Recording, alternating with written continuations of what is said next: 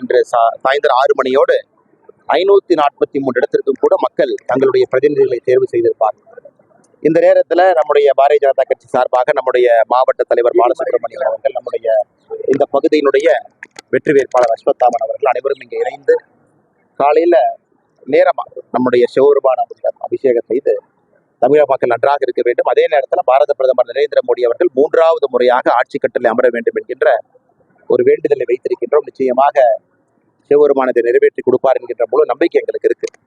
அதே நேரத்தில் பத்திரிகை நண்பர்கள் வந்திருக்கிறீங்க, ரொம்ப நேரமே 7 மணிக்கெல்லாம் வந்திருக்கிறீங்க. கேள்வி இருந்தால் கேளுங்க.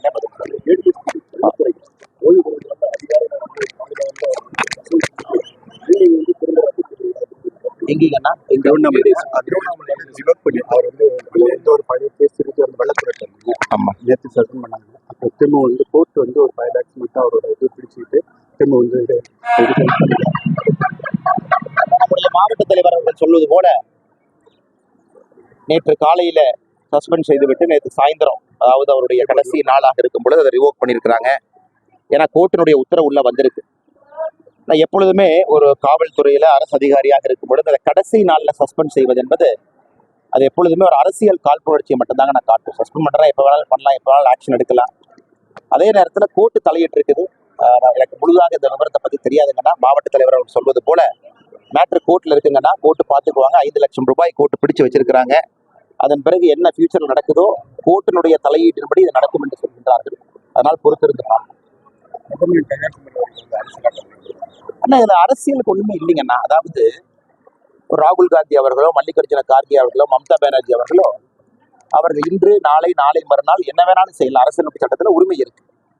யாரும் தடுப்பதற்கு எங்களுக்கோ பத்திரிகை நண்பர்களுக்கோ உரிமை இல்லை, உங்களுக்கு தெரியும். அதனால் ராகுல் காந்தி அவர்கள் இன்னைக்கு நாளைக்கு செய்யறாங்க. 1ஆம் தேதி இன்று இந்தி கூட்டணி நாங்கெல்லாம் இணைந்து ஒரு டெல்லியில் ஒரு மீட்டிங் நடத்துறோம் அப்படின்னு சொல்லி சொன்னாங்க. கடைசியில் அந்த மீட்டிங்க்கு முதலமைச்சர் ஸ்டாலின் அவங்க போகல, எந்த பெரிய தலைவர்களும் போகல, எல்லா கட்சியினுடைய 2ஆம் கட்ட தலைவர்கள் போறாங்க. நேற்று காங்கிரஸ் ஒரு அறிக்கை கொடுத்திருக்கிறாங்க. இன்று நடக்கக்கூடிய எக்ஸிட் போல், அதாவது தேர்தல் முடிந்த பிறகு வரக்கூடிய ஒரு அனுமானமான யார் ஜெயிப்பாங்க அப்படிங்கிற எக்ஸிட் போலுக்கு காங்கிரஸ் பங்கேற்காதுன்னு சொல்லியிருக்காங்க. இதுல என்ன தெரியுதுங்கன்னா, இன்று நடக்கக்கூடிய இந்தி கூட்டணி மீட்டிங்க்கு எந்த தலைவர்களும் போக மாட்டேன் அப்படிங்கிறாங்க. அதே நேரத்தில் எக்ஸிட் போலுக்கு காங்கிரஸ் கட்சி தன்னுடைய செய்தி தொடர்பாளர்கள் அனுப்ப மாட்டோம் என்று சொல்லியிருக்கிறாங்க. என்ன தெரியுதுங்கன்னா, the writing is on the wall என்று சொல்வார்கள். அதாவது இந்த 7வது கட்ட வாக்குப்பதிவு இது நடக்க மக்களுக்கு தெரியும் 543 கூட எந்த பக்கம் செல்லும் என்று. அதற்கு முன்பாகவே காங்கிரஸ் கிட்டத்தட்ட தன்னுடைய தோல்வியை ஒப்புக்கொள்வது போல இன்னைக்கு இந்தி கூட்டணி மீட்டிங்க்கு ஏன் ஸ்டாலின் அவங்க போறேன்னு சொன்னாங்க, நேற்று ஏன் போலின்னு சொன்னாங்கன்னா, ஏன்னா அவர்களுக்கும் தெரியும் தேர்தல் நடக்கும் வரைதான் அவங்களுடைய டிராமா. நாங்க ஜெயிச்சிருவோம், நாங்க துணை பிரதமரா வருவோம், எங்களுக்கு கேபினெட் மந்திரி. தேர்தல் நடந்து முடியும் பொழுது எல்லோருக்கும் தெரியும் பிரதமர் அவர்கள் 3வது முறையாக நிச்சயமாக வரப்போறாங்கன்னு தெரியும்.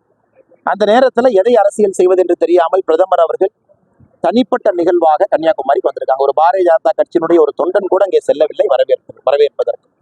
அதே நேரத்தில் அந்த மாவட்டத்தினுடைய ஆட்சியர் சொல்லியிருக்கிறாங்க, அந்த விவேகானந்தர் பாறை என்பது விவேகானந்தா கேந்திரா அதனுடைய சொத்து. It's a private property. அதை மக்கள் நாம் எல்லோருமே பயன்படுத்திக் கொள்கின்றோம். அதற்கு அரசனுடைய அனுமதி, எலெக்ஷன் கமிஷனுடைய அனுமதி எங்கேயும் தேவையில்லை. அதுவும் நேற்று பார்த்தீங்க, பிரதமர் ஒரு பக்கம் அமைதியா தியானம் பண்ணிட்டு இருக்காங்க, இன்னொரு பக்கம் மக்கள் விவேகானந்தர் பாறைக்கு போறாங்க, யாரும் தடுக்க கூட இல்லை. அதையெல்லாம் கருத்தில் கொண்டுதான் பிரதமருடைய செக்யூரிட்டி டீம் என்ன இருக்கிறாங்களோ, மக்களுக்கு எந்த இடைஞ்சலும் கொடுக்காம போட்டும் போகுது, மக்களும் போறாங்க. அதனால் எதிர்க்கட்சி நண்பர்கள் விஷமத்தனமாக எதையெல்லாம் அரசியல் செய்வது என்று தெரியாமல் செய்து கொண்டிருக்கின்றார்கள்.